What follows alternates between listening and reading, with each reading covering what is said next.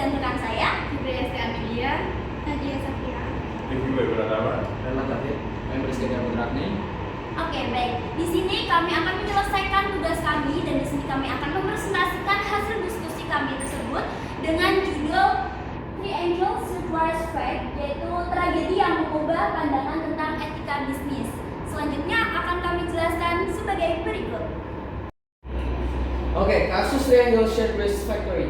Kasus kebakaran di Triangle Shirtwaist Factory pada 25 Maret tahun 1911 di New York City adalah salah satu tragedi industri paling kelam sekaligus titik balik terbesar dalam sejarah ketenagakerjaan, hak-hak buruh, dan etika bisnis di Amerika Serikat. Peristiwa ini merenggut sekitar 146 nyawa pekerja tekstil yang mayoritas adalah perempuan imigran muda. Baik, kasus tersebut dilatar belakangi dengan pada awal abad ke-20, industri pakaian di Amerika Serikat berkembang pesat seiring tingginya arus imigran. Nah, dari Eropa, terutama Yahudi dan Italia, kondisi kerja di era ini dipenuhi oleh praktik sweatshop, yaitu pabrik dengan kondisi kerja buruk, upah rendah, dan jam kerjanya terlalu panjang. Nah, di sini ada tiga, yaitu yang pertama eksploitasi pekerja, di mana karyawan bekerja 9 jam sehari pada hari kerja dan 7 jam pada hari Sabtu dengan upah yang sangat minim. Dan yang kedua ada keamanan buruh, di mana pemilik pabrik sengaja mengunci pintu keluar dengan alasan untuk mencegah pencurian dan oleh karyawan dan menghalangi masuknya serikat buruh.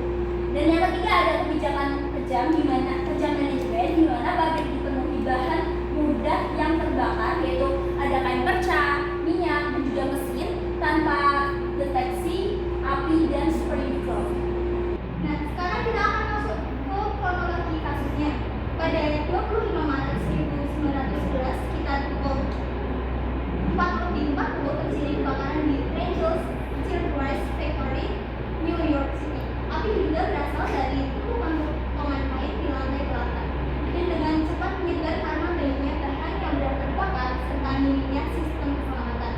Sebagian besar pekerja yang merupakan perempuan muda dan imigran tidak dapat menyelamatkan diri karena pintu keluar terkunci, tangga darurat runtuh, dan tanda pemadam kebakaran tidak mampu menjangkau lantai tempat kebakaran.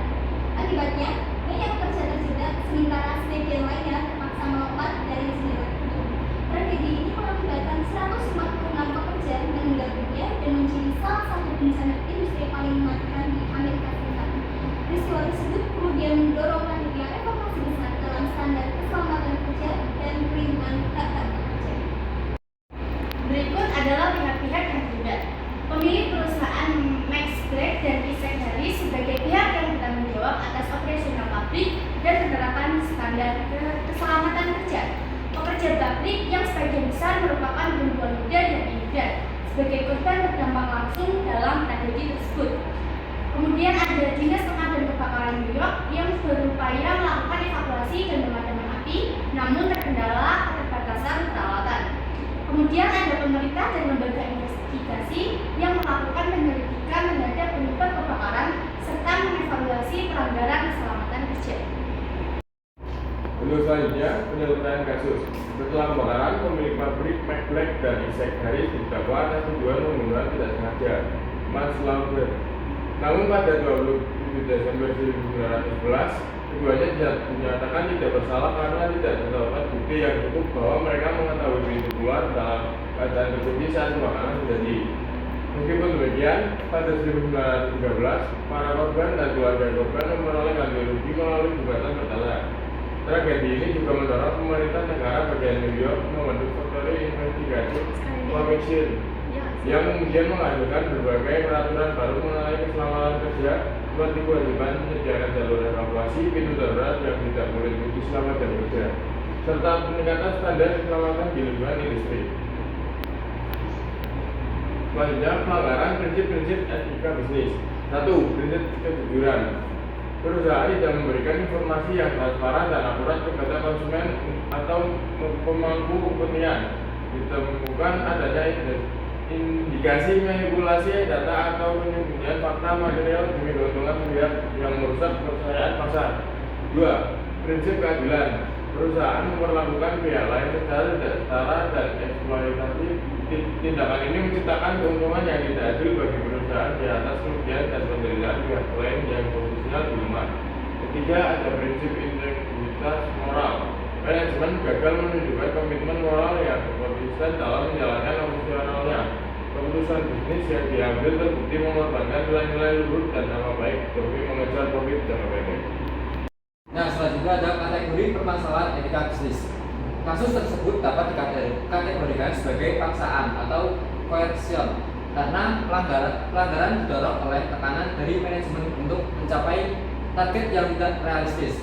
Tekanan tersebut membuat pihak yang terlibat terdorong melakukan tindakan yang tidak etis, ditambah lemahnya tata kelola perusahaan dan pengawasan internal. Dengan demikian, keputusan yang diambil bukan sepenuhnya atas kemauan individu, melainkan dipengaruhi oleh tekanan dan tuntutan perusahaan. Nah, kesimpulannya dari perspektif etika bisnis, kasus ini merupakan contoh nyata dari kegagalan moral korporasi akibat mengadopsi paham utilitarianisme yang sempit, di mana perusahaan hanya berfokus pada hasil akhir atau keuntungan finansial, tanpa mempedulikan legalitas dan moralitas cara yang ditempuh. Perusahaan melupakan bahwa bisnis bukan sekedar entitas pencari profit, melainkan bagian dari kontrak sosial yang wajib memberikan dampak positif serta bertanggung jawab atas ekosistem tempatnya beroperasi. Pelanggaran etika ini tidak hanya mencederai reputasi perusahaan dalam jangka panjang, tapi juga merusak tatanan kepercayaan pasar yang menjadi fondasi utama keberlanjutan bisnis itu sendiri. Nah, kira-kira seperti itulah penjelasan dari kami. Semoga bermanfaat